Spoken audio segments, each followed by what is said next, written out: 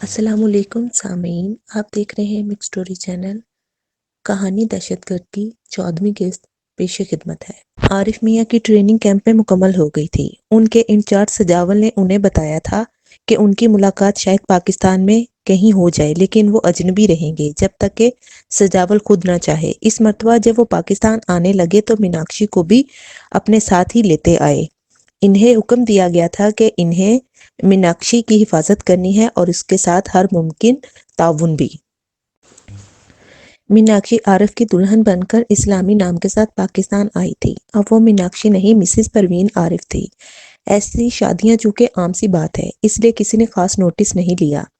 پروین کو عارف میاں کے والدین نے کھلے دل سے قبول کیا تھا، کیونکہ ایسی امیر کبیر بہو جس نے آتے ہی ان کے گھر کو چار چاند لگا دیے تھے، چراغ لے کر ڈھونڈنے پر بھی انہیں نہ ملتی۔ ایک عارف میاں ضرور تھے کہ کبھی کبھی جب وہ شراب اور شباب کے نشے سے فارغ ہوتے تو چند لمحوں کے لیے ان کا ضمیر انہیں ضرور ملامت کرتا، لیکن جس لسانی تحریک سے اس کا رشتہ جڑ گیا تھا، وہاں ضمیر نام کی چڑیا سے کوئی وابستہ نہیں تھا۔ وہاں تو احکامات تھے اور ان کی تعمیل کرنا ہوتی تھی، بس صورت دیگر زندگی جہنم بنا دی جاتی تھی۔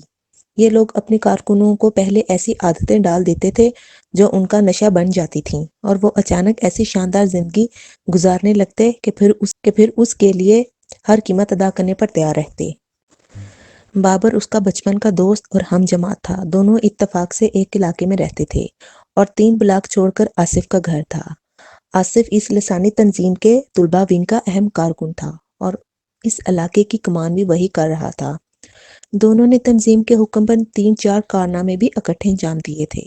حال ہی میں تنظیم کے ایک باغی کو سزا دینے کا اہم فریضہ بھی انجام دیا تھا۔ اس روز بنے بھائی نے جب اچانک عارف کو ایک ہنگامی میٹنگ میں اپنے پاس بلایا تو مقامی سیکٹر انچارج بھی وہاں موجود تھا۔ بنے بھائی کا پارا آسمان کو چھو رہا تھا۔ سالے کتے کے پلے، ہمارے ٹکڑوں پر پلنے والے، اب ہمیں آنکھیں دکھائیں گے، ڈاچ کریں گے، سالے کو ایسی سزا دلواؤں گا کہ ساری زندگی یاد کرتا رہے گا۔ وہ زور سے چلایا، کیا بات ہے بنے بھائی، کس نے جرأت کی تمہارے حکم سے سرتابی کی؟ عارف میاں نے بنے بھائی کے غصے کو ٹھنڈا کرنا چاہا۔ اس غدار نے، یہ کہتے ہوئے بنے بھائی نے عارف کے سامنے ایک تصویر پھینک دی۔ یہ بابر کی تصویر تھی۔ عارف میاں کو اپنے خون کا خمیر بدلتا محسوس ہوا۔ اس کی پوری کوشش تھی کہ اپنے چہرے کے تاثرات سے اپنے دلی جذبات کا اظہار نہ ہونے دے۔ اگر بنے بھائی کو اس پر معمولی سا شک بھی ہو جاتا کہ عارف میاں کی نیت میں کوئی فطور پیدا ہو رہا ہے تو وہیں اس کا دماغ درست کر دیتے۔ دیکھو عارف میاں، جب ہم نے تنظیم سے رشتہ جوڑ لیا تو سارے خون کے رشتے اجنبی ہو جاتے ہیں۔ یہ امتحان کی گھڑی ہے جس میں تمہیں سرخرو ہونا ہے۔ ہمیں شک ہے کہ بابر کا تعلق باغی گروپ سے ہے اور تنظیم کے بھگوڑوں کے لیے ہمدردی کے جذبات رکھتا ہے۔ تنظیم کے کسی بھی غدار سے رابطہ کرنے کی کم از کم سزا موت ہے۔ تم جانتے ہو آصف نے چونکہ تنظیم کے لیے بہت خدمات انجام دی ہیں، اسے زیادہ سے زیادہ یہی رعایت مل سکتی ہے کہ اسے آسان موت دی جائے۔ جتنی جلدی ممکن ہو اسے گاڑی کے نیچے دے ڈالو۔ جس قسم کی مدد درکار ہے 59 سے لے لو۔ یہ کام جلد از جلد ہونا چاہیے۔ بنے بھائی پھنکارے۔ ایسا ہی ہوگا بنے بھائی، آپ بے فکر ہو جائیں۔ عارف میاں نے ہوشیاری دکھائی۔ کالیا کو تم جانتے ہو، مقامی سیکٹر کمانڈر ہے، یہ تمہاری مدد کرے گا۔ بنے بھائی نے کالیا کی طرف اشارہ کیا۔ ٹھیک ہے، آج شام کو ملتے ہیں۔ کالیا نے اس کی طرف بیٹھے بیٹھے ہاتھ بڑھایا۔ اوکے۔ عارف میاں باہر آ گئے۔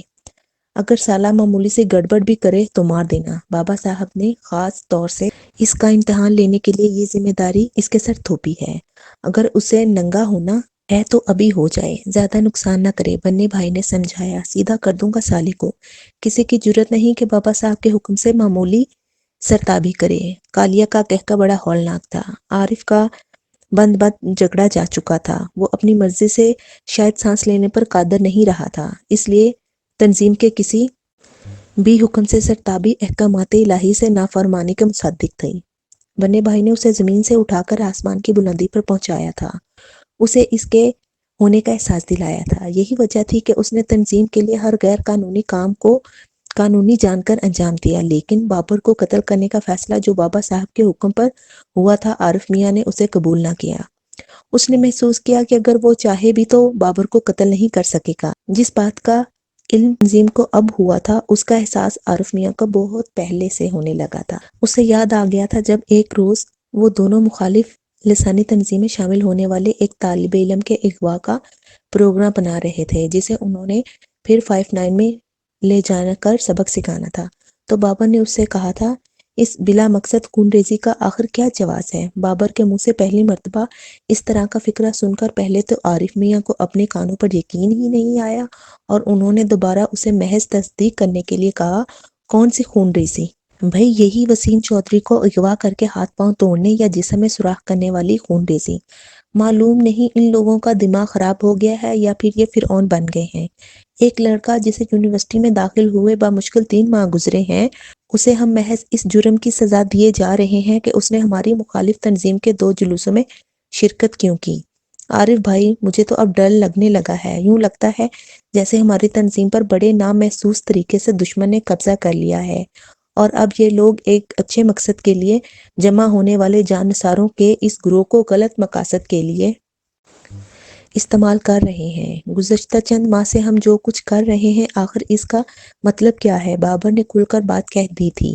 بابر تم ہوش میں تو ہو؟ کیا بک رہے ہو؟ عارف میاں نے گھبرا کر اسے اس کی اصلیت کا احساس دلانا چاہا۔ عارف بھائی میں ہوش میں آیا ہی اب ہوں، اس سے پہلے جب ہم آنکھیں بند کر کے بندروں کی طرح بابا صاحب کی ڈگڈگی پر ناچتے رہے تو واقعی ہم ہوش و خرد سے بیگانہ ہو چکے تھے۔ عارف بھائی اس ملک کے لیے میرے بزرگوں نے اپنے خون کا نذرانہ دیا تھا، تو اس لیے نہیں کہ ہم زبان اور صوبے کے مسئلے پر اپنے ہی بھائی بندوں کا قتل عام شروع کر دیں گے۔ تم کہہ سکتے ہو کہ میں پاگل ہو گیا ہوں، لیکن آج یا کل تم بھی میری طرح ضرور پاگل ہو جاؤ گے۔ آخر شراب اور شباب کے نشے میں کب تک ڈوب کر ہم اس خونی کھیل کا حصہ بنے رہیں گے؟ بابر نے کہا اور عارف میاں نے خاموشی سے سن لیا۔ اس بات کا احساس شاید بابر کو ہو گیا تھا کہ عارف اس کے نظریات میں بغاوت کی شکایت مرکز میں نہیں کرے گا، کیونکہ ان دونوں کی دوستی اس تنظیم میں شامل ہونے سے بہت پہلے کی تھی۔ بابر کو تو یہاں تک امید تھی کہ عارف میاں اس کا ساتھ دیں گے، لیکن عارف نے اس سے کبھی اپنے بھارتی انٹیلیجنس کے جال میں پھنسنے کا ذکر نہیں کیا تھا۔ اسے سختی سے ہدایت کی گئی تھی کہ یہ راز کبھی کسی کے سامنے نہ کھولے، کیونکہ اس کی کم از کم سزا موت تھی۔ بابر تم میرے دوست ہو، بچپن کے دوست، میں تمہیں ایک بھائی کی حیثیت سے نصیحت کرتا ہوں کہ آج کے بعد دوبارہ کبھی کسی کے سامنے یہ الفاظ نہ دہرانا۔ تمہیں شاید اس بات کا احساس نہیں کہ تم جو بغاوت کرنے جا رہے ہو اس کی قیمت چکانے کی تم میں ہمت نہیں ہے۔ ہاں میں جانتا ہوں کہ یہ لوگ میرے سارے خاندان کو زندہ درگور کر دیں گے، لیکن میں کیا کروں، میرا دل نہیں مانتا۔ میں روز روز کی خون ریزی سے تنگ آ گیا ہوں۔ بابر نے زچ ہونے والے لہجے میں کہا تھا۔ یہ ان دونوں کی آخری ملاقات تھی۔ بابر نے عین آخری لمحات میں زبردست بخار کا ڈرامہ رچا کر اس مشن سے علیحدگی اختیار کر لی تھی اور وسیم چودھری کے اغوا کا کارنامہ عارف میاں نے دوسرے ساتھیوں کی مدد سے انجام دیا تھا۔ چونکہ بابر نے اس سے پہلے اس نوعیت کی بہانے بازی نہیں کی تھی، اس لیے بننے بھائی نے یہی سمجھا ہوگا کہ واقعی اسے اچانک بیماری نے گھیر لیا ہے، لیکن اس کے بعد اس کی مشتبہ حرکات نے ان لوگوں کو بابر سے بزن کر دیا ہوگا۔ فی الوقت عارف میاں نے یہی سوچا تھا۔ کالیہ نے اسے اگلے روز شام کو ملاقات کرنی تھی۔ اس درمیان منصوبے کے مطابق اس نے بابر کو دھوکے سے کہیں بلانا تھا جہاں ان دونوں نے مل کر تنظیم کے اس غدار کو موت کے گھاٹ اتارنا تھا۔ بابر کی موت کا کیا طریقہ کار اختیار کیا جائے، اس کا فیصلہ ان دونوں کی ثوابدید پر چھوڑ دیا گیا تھا۔ عارف میاں جانتے تھے کہ بھلے ان کا ضمیر گہری نیند سو چکا ہے اور مستقبل بعید میں بھی اس کی بیداری کے چانسز نظر نہیں آتے، اس کے باوجود وہ بابر کے قتل کی گھناؤنی سازش میں حصے دار نہیں بن سکیں گے۔ وہ یہی سوچتا آ رہا تھا کہ جتنی جلدی ممکن ہے اس کا اور بابر کا سامنا ہو جائے تاکہ وہ اسے فوراً جان بچانے کی ترغیب دے سکیں۔ اگر کچھ دیر ہو جاتی اور بابر فرار ہو جاتا تو فوراً اس پر شک کیا جاتا۔ یہی سوچتا وہ اپنے گھر کی طرف جا رہا تھا جب اس نے شومئی قسمت سے بابر کو ایک ٹیکسی سے اتر کر بازار کی طرف آتے دیکھا۔ عارف جانتا تھا کہ بننے بھائی کے حکم کے ساتھ ہی اس کی نگرانی بھی شروع ہو گئی تھی، لیکن اسے یہ بھی امید تھی کہ شاید ابھی تک اس پر نگران آنکھوں کا تقرر نہیں ہوا۔ وہ اسی طرح موٹر سائیکل چلاتا بابر کے نزدیک پہنچ گیا۔ سیدھے جرینا ہوٹل پر پہنچ جاؤ، فوراً، ابھی گھر نہ جانا، اس نے ایک لمحے کے لیے رک کر اس سے کہا اور سیدھا چلتا چلا گیا۔ بابر نے بھی شاید صورتحال کی نزاکت کا اندازہ کر لیا تھا۔ عارف میاں نے جس انداز میں بات کی تھی اس کے بعد تو اسے بہت کچھ سمجھ آ گیا تھا۔ ایک لمحے کے لیے اس نے ٹھٹک کر صورتحال کا جائزہ ضرور لیا تھا، پھر فوراً ہی اپنا رخ تبدیل کر لیا تھا۔ عارف میاں نے اپنی بات کے آخر میں اسے یہ سگنل دے دیا تھا کہ اس کی یہاں آج موجودگی کا کوئی ثبوت یا گواہ نہیں ملنا چاہیے۔ گھر نہ جانے کا مطلب ان کی زبان میں یہی تھا۔ بابر انہی قدموں پر واپس پلٹ گیا۔ کافی دور تک اس نے پیدل فاصلہ طے کیا تھا۔ جرینہ ہوٹل ان کے لیے جائے امان تھی۔ دونوں کبھی باقاعدگی سے وہاں نہیں گئے تھے۔ یہ ان کے کالج کے زمانے کا ایک ہوٹل تھا اور دونوں اکثر یہاں بیٹھا کرتے تھے۔ اب بھی کبھی کبھار اپنے پرانے دور کی یادیں تازہ کرنے کے لیے دونوں یہاں آ کر بیٹھ جاتے تھے۔ تنظیم کے کسی اور ساتھی کو اس بات کا علم نہیں تھا کہ دونوں یہاں بھی بیٹھتے تھے۔ جرینہ ہوٹل پر آخری مرتبہ آج سے 3-4 ماہ پہلے بیٹھے تھے۔ بابر نے 2-3 سڑکوں کو پیدل ہی عبور کیا تھا، لیکن بڑی احتیاط سے۔ اس بات کا اس نے خاص طور سے خیال رکھا تھا کہ اس کی یہاں موجودگی کا کسی کو علم نہ ہو سکے۔ اس نے جان بوجھ کر وہ راستہ اختیار کیا تھا جس پر اس کی شناسائی نہ ہونے کے برابر تھی۔ ایک موڑ مڑتے ہوئے اس نے سامنے سے آتے رکشا کو ہاتھ دے کر روکا اور اپنی منزل کی طرف روانہ ہو گیا۔ جرینہ ہوٹل یہاں سے 6-7 میل دور تھا۔ یہ کوئی بہت زیادہ فاصلہ نہیں تھا، لیکن بابر نے بطور احتیاط یہاں تک پہنچنے کے لیے راستے میں 3 جگہ سواریاں تبدیل کی تھیں۔ جب وہ ہوٹل پر پہنچا تو عارف میاں پہلے سے اس کا منتظر تھا۔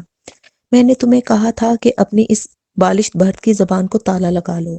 اس تنظیم میں بہت سے نوجوان تمہاری طرح کے نظریات رکھتے ہیں، لیکن انہوں نے اس طرح علم بغاوت نہیں کیا۔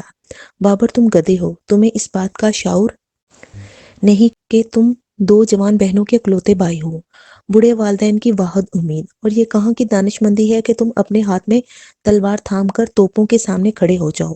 تم نے سارا کھیل بگاڑ کر رکھ دیا۔ تم نے نہ جانے عارف غصے میں کیا کیا کہتا رہا اور بابر سر جھکائے سنتا رہا۔ اس نے بابر کو بتا دیا کہ تنظیم کی طرف سے کالیا اور اسے بابر کے قتل کی مہم سونپی گئی ہے۔ انہوں نے ایک تیر سے 2 شکار کھیلے ہیں۔ جہاں میرے جیسے کانٹے کو نکالنے کا سامان کیا ہے، وہاں تمہاری وفاداری کو بھی آزمایا ہے۔ تم خود بہتر فیصلہ کر سکتے ہو عارف بھائی، میرا ذہن تو معاف ہو چکا ہے، بابا نے ہتھیار ڈالتے ہوئے کہا۔ اس خبر نے کہ بابا صاحب کی طرف سے اس کے قتل کے احکامات جاری ہو گئے ہیں، اس کے ہاتھوں کے طوطے اڑا دیے تھے۔ وقت کم ہے میرے دوست، جہاں تک میرے ذہن نے سوچا ہے مجھے اس مصیبت کا ایک ہی حل نظر آتا ہے۔ تم یہاں سے گھر نہیں جاؤ گے، دوسرے کسی صوبے کی طرف نکل جاؤ، وہاں سے جس طرح بھی ممکن ہو سوائے بھارت کے کسی بھی ملک کی طرف اپنی شناخت بدل کر نکلنے کی کوشش کرو۔ تمہاری والدہ کی مدعیت میں پولیس اسٹیشن میں تمہارے کل صبح سے گھر سے غائب ہونے کی رپورٹ درج کروانی ضروری ہے۔ چونکہ اس فیصلے کو مقامی برانچ سے پوشیدہ رکھا گیا ہوگا اور تنظیم کی طرف سے کبھی بھی یہ تاثر نہیں دیا جائے گا کہ تم باغی ہو گئے ہو۔ خدا نہ خواستہ ان کو اپنے ذلیل مقصد میں کامیابی حاصل ہو جاتی تو یہ فوراً اس قتل کی ذمہ داری مخالف تنظیم پر ڈال دیتے۔ اب بھی تمہارے پرسرار طور پر غائب ہونے میں بھلے اس بات کا بھی یقین ہو کہ تم خود کہیں چھپ گئے ہو، اس کے باوجود وہ تمہاری اغوا کی خوب تشہیر کریں گے اور اس کا الزام بھی مخالف تنظیم یا پھر کسی سرکاری ایجنسی پر لگا دیں گے۔ تھانے میں تمہارے اغوا یا غائب ہو جانے کی رپورٹ فوراً درج ہوگی، کیونکہ تھانے والوں کو علم ہے کہ تم تنظیم کے آدمی ہو اور تمہارے ساتھ ان کو ہر ممکن تعاون کرنا ہوگا۔ تم چند دنوں کے لیے دوسرے صوبے میں ٹھکانہ بناؤ، اپنے فون سے مجھے اس فون نمبر پر آگاہ کر دینا۔ صرف اتنا پیغام دینا کہ عارف میاں کو کہیں فلاں نمبر پر فون کر لیں، فی الحال یہ رقم رکھ لو۔ میں تمہارے پیغام پر ہی تمہیں اور رقم بھیجنے کی کوشش کروں گا۔ خالہ جان اور بہنوں کی طرف سے مطمئن رہنا، اگر اللہ تعالیٰ نے تم پر مہربانی کر دی اور دوسرے کسی صوبے میں تمہارا ٹھکانہ بن گیا تو میں اپنی کوشش سے تمہارا مکان فروخت کروا دوں گا۔ گو کہ یہ مشکل ہوگا لیکن انشاءاللہ ہو جائے گا، جس کے بعد میں خالہ جان اور بہنوں کو بھی تمہارے پاس ہی بھیج دوں گا، یا پھر تم کسی دوسرے ملک کی طرف نکل جاؤ اور حالات بہتر ہونے پر واپس لوٹ جانا۔ اللہ تعالیٰ تمہاری مدد کرے، خدا تمہارے لیے بہتر کرے۔ نکل جاؤ، ایک ایک لمحہ قیمتی ہے۔ خالہ جان کے نام خط لکھ کر مجھے دے دو۔ جس میں انہیں کہہ دینا کہ وہ میرے مشورے پر عمل کریں، لیکن کسی کو کانوں کان خبر نہ ہو کہ میں نے انہیں کیا مشورہ دیا ہے۔ ٹھیک ہے عارف بھائی، میرے خیال سے فی الحال اس سے بہتر کوئی تجویز نہیں ہو سکتی۔ میں تمہارے اس احسان کا بدلہ شاید کبھی نہ چکا سکوں۔ بس ایک بات کا خیال رکھنا کہ کہیں یہ درندے میرے گھر بابر، میرا ضمیر ضرور مر گیا ہے لیکن میری غیرت ابھی نہیں مری۔ خدا جانے شاید اللہ تعالیٰ نے مجھے نصیحت دینے کے لیے ہی اس سانحے سے دوچار کیا ہے۔ میں بھی تمہارے راستے کا مسافر ہوں، لیکن میرے پاؤں میں بہت مضبوط بیڑیاں ہیں۔ مجھے یہ بیڑیاں کاٹنی ہے، ضرور کاٹنی ہے، اور انشاءاللہ کاٹوں گا حکمت سے۔ میں ان کو اندر سے پھاڑ کے رکھ دوں گا۔ اسے اپنی آواز خود اجنبی لگ رہی تھی۔ عارف میاں کو سمجھ نہیں آ رہا تھا کہ ان کی زبان سے یہ فقرے کیسے ادا ہو رہے ہیں۔ انہوں نے تو کبھی زندگی میں اس بات کا تصور نہیں کیا تھا کہ عالم ہوش میں ان کی زبان سے کبھی کوئی ایسی بات نکل سکے گی۔ جس بری طرح سے اسے تنظیم نے اپنے شکنجے میں جکڑ کر راہ کے سامنے پھینک دیا تھا، اس کے بعد سے تو وہ اپنی مرضی سے گردن ہلانے کے لائق نہیں رہا تھا۔ میرے خیال سے مجھے چلنا چاہیے۔ اچھا دوست، زندگی رہی تو پھر ملیں گے۔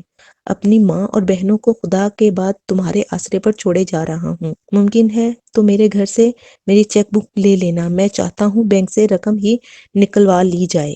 اب قدم قدم پر پیسوں کی ضرورت تو محسوس ہوگی۔ بابر نے ایک کاغذ پر اپنی والدہ کے نام پیغام لکھ کر اسے تھماتے ہوئے کہا۔